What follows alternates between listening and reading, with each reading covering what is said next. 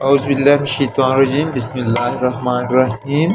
अस्सलाम वालेकुम व्यूअर्स, उम्मीद है आप लोग खैर वफ़ियत होंगे। अल्लाह पाक आपको अपनी हिफ्ज़ ईमान में रखे। आज मैं आपके साथ मटरों को स्टोर महफूज करने का तरीका शेयर कर रहा हूँ कि किस तरीके से मटरों को महफूज किया जा सकता है ताकि पूरा साल हम इसको इस्तेमाल करते रहें।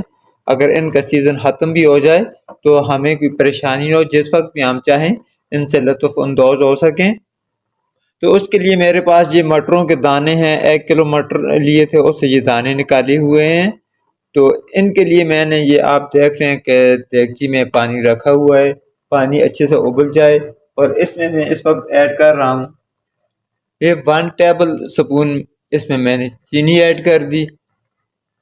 ये चीनी जो होती है ये प्रेजेंटेटिव का काम करती है और ये मटरों को महफूज रखने में बहुत अहम किरदार अदा करती है। इससे कोई भी चीज़ ख़राब नहीं होती, ख़राब होने से बच जाती है, इसलिए इसको इस्तेमाल किया जाता है। इसमें मैं 1 टेबल स्पून ऑयल को शामिल कर रहा हूँ। ये 1 टेबल स्पून ऑयल ऐड कर दिया। ऑयल ऐड करने से हमारे मटरों का कलर ख़राब नहीं होगा, ये हरे भरे रहेंगे, तरोताज़ा रहेंगे।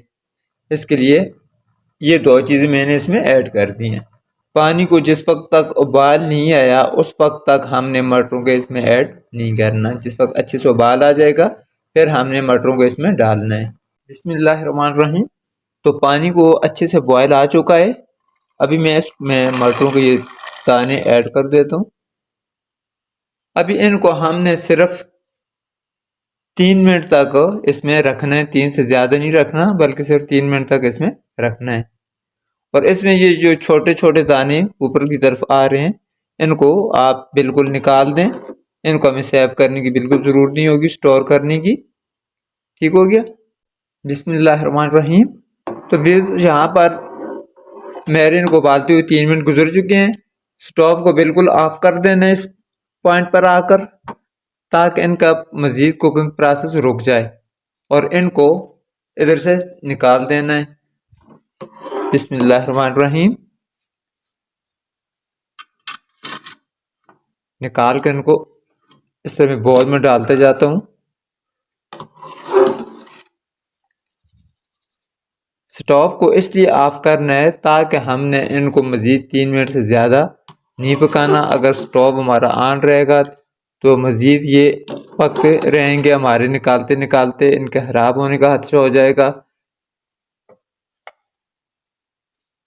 इस वक्त आप इनको देख सकते हैं, ये बिल्कुल तरोताज़ा हैं, अच्छे अच्छे खिले खिले हैं। अगर इनको हम मज़ीद पकाएंगे तो इनमें झुर्रियाँ सी पैदा हो जाएंगी। हमने उस हद तक इनको बिल्कुल नहीं पकाना। इस तरीके से सबको निकाल देना है। अच्छा, मटरों के सब दाने मैंने अच्छे से देगची से निकाल दिए हैं। तो अभी इनको डाल देना है किसी भी काटन के कपड़े में, या आप किचन टॉवल पे भी डाल सकते हैं। इनको इस तरह डालकर बिल्कुल फैला देना है और फैलाकर हमने इसको तकरीबन आधा घंटा रख देना है पंखे के नीचे।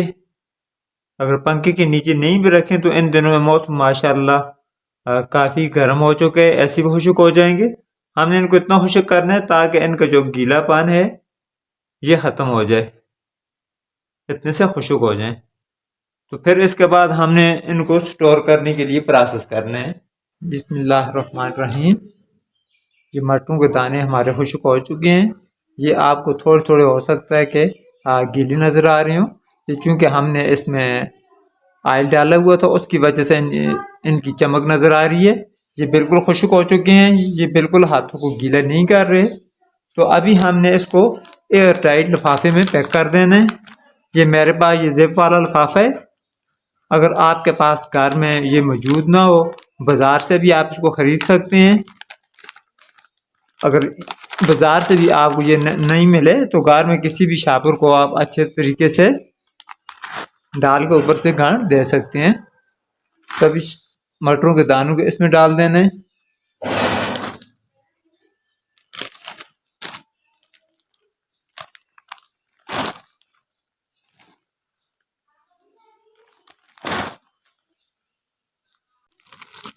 मटरों के सब दाने इसमें डाल दिए। अभी इस तरह करना है। इसमें मैंने तकरीबन आधा ढक्कन सरसों का ऑयल, यानी कि जो टीस्पून होती है 1 टीस्पून आप इसमें डाल दें। मैंने भी 1 टीस्पून सरसों का ऑयल इसमें डाल दिया है। अगर आप ऑयल डालना चाहें तो ऑयल भी डाल सकते हैं। इसके बाद हमने इससे जो हवा है उसको निकाल देना है। इस तरीके से पहले हवा को निकालना है, उसके बाद बंद करना है। इसमें हवा का गुजर नहीं होना चाहिए। तो अभी इसको इस तरीके से सील कर देना है। हवा निकालने के बाद इस सब को हमने इस तरीके से लिफाफे में बराबर कर देना है।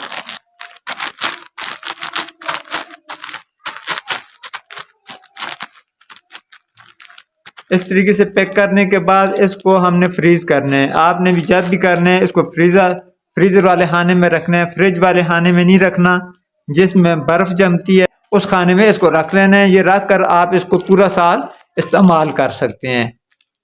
तो उम्मीद है आपको मेरी ये आज की वीडियो पसंद आई होगी। मेरी वीडियो को लाइक कर दें। नए आने वाले मेरे दोस्त, मेरे व्यूवर्स मेरे चैनल को सब्सक्राइब कर दें और अपनी राय का इज़हार ज़रूर करें कि आज की ये वीडियो आपको कैसी लगी। मुझे दीजिए इजाज़त, दुआओं में याद रखिएगा। अल्लाह हाफिज़।